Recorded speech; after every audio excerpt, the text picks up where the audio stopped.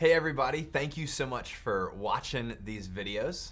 My name is Bryan. I'm one of the pastors at Calvary Chapel Melbourne, and I'm here with my wife, Katie. Hello. Today what we thought we'd do is record a few videos to talk about how to read the Bible. A lot of people, when they start their journey of following Jesus, they want to read the Bible, but they're not exactly sure how. And so what we thought we'd do is just share a little bit about how we've learned how to read the Bible, and hopefully it's helpful to you. And in part one of this video series, what we want to do is we want to talk about 3 excuses that we've heard people use and that we've used ourselves for why we don't read the Bible. So Katie, are you ready? I'm ready. Awesome. All right, so excuse number 1 that we've heard and maybe that we've used for why we don't read the Bible is this: the Bible is boring. Right. Katie, have you ever thought this? Absolutely. Yes. And I think it's normal to feel like this sometimes, especially when we have our Bible reading plan and we start out in January and we're checking all the boxes, and Genesis and Exodus are really exciting, and then we get to Leviticus, and then halfway through Leviticus we're reading about ceremonial law and we're like, this is super boring. This is the worst. And why do I need to be doing this? So yeah, I've definitely felt that way before. Yeah, absolutely. Like, I've been there before where, you wake up early and you're reading and you're just rereading the same passage over and over again. Right. And so there are those times when it's feeling like, why am I doing this? Mm-hmm. Well, I think a great way to address this issue or this excuse is this: that the Bible is God revealing truth. It's not for our entertainment. Yeah. The Bible is God revealing truth. It's not for our entertainment. In 2 Timothy chapter 3, Paul is writing and he says, all scripture is breathed out by God and it's useful for teaching and for correcting and for training in righteousness. Mm-hmm. So how does thinking about the Bible as not entertainment but actually as God revealing truth, how does that help you with this excuse? Yeah, I mean, it definitely helps a lot. I think in our culture, we're used to being entertained, and so it can be very easy to approach the Bible with that mentality. But just understanding that the purpose of the Bible is to reveal who God is and his character. And when you approach it that way, you'll see that there's so much in the Bible that shows us about God and his love for his people and the way he pursues us. And it is very exciting.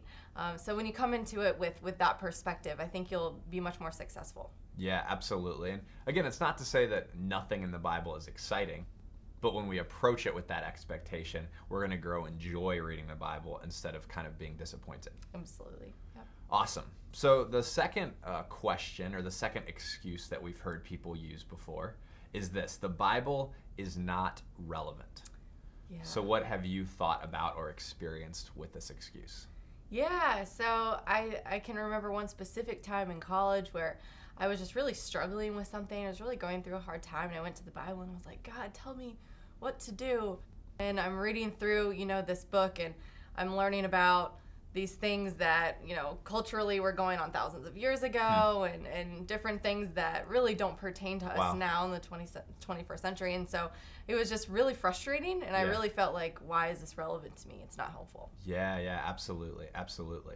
Well, yeah, I think we've all been there before. These stories are written 4,000, 3,000, 2,000 years ago. Yeah. And so there can be those times where something pops into our mind and is like, why do I need to read this right now? Absolutely, yeah.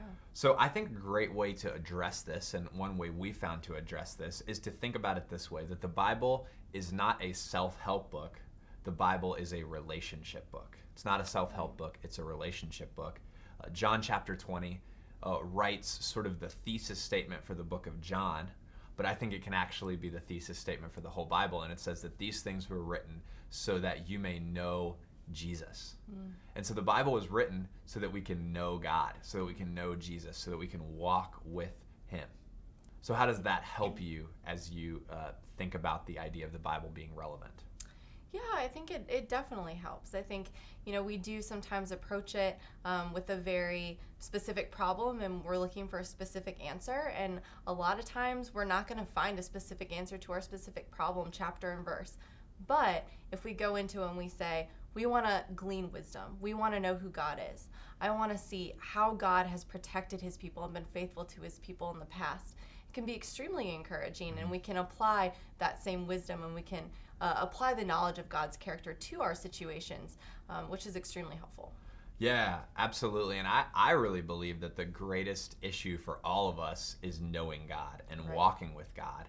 And so as we learn that, it's going to help us in every single area of life. And we should say there are tons of practical wisdom in the Bible. So much. So we're going to be able to glean certain things from the Bible, but there's also going to be things that as we walk with God, we're going to learn the wisdom from along the way. Right. Awesome.